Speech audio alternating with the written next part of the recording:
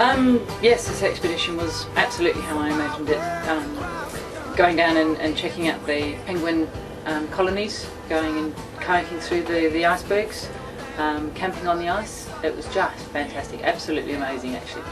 The scenery around here is just wonderful. I did ice climbing on the first day, and then kayaking on the second day, and on the third day went on a Zodiac. Did a bit of camping overnight on Christmas Eve, woke up Christmas Day in the ice.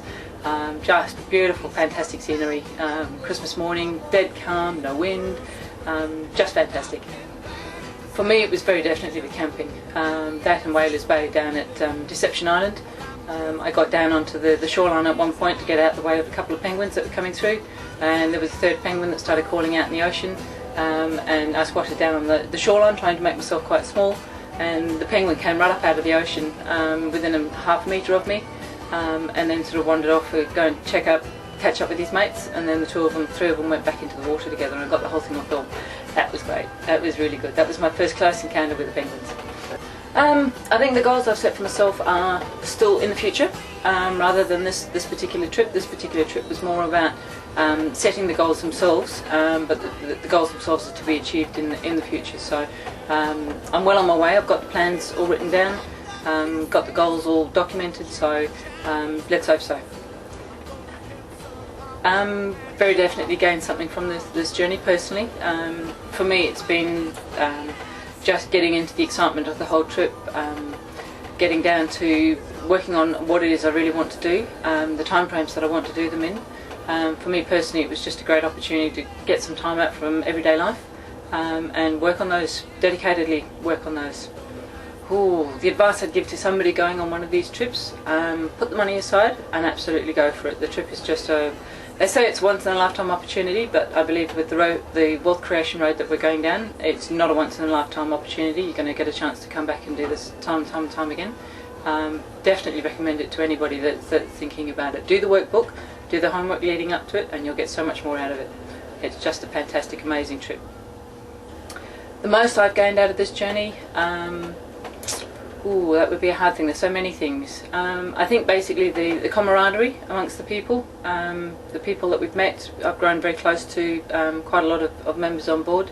So one of the greatest things I've got is the ability now to go home and stay in contact with these people and stay motivated by regularly staying in contact with the people that we've met on board this boat.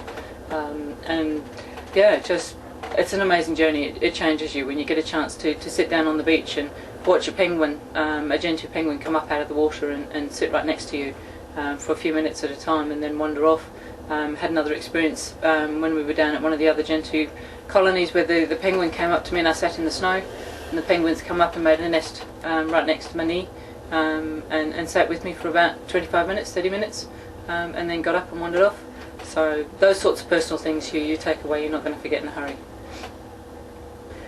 Ooh, mixed emotions. For me it was a bit difficult to believe initially when we first arrived that I was actually here, and I don't think it really actually hit me until we stepped onto the ice down at Whalers Bay, and then sort of sat in the hot springs down in the hot sand down on the beach.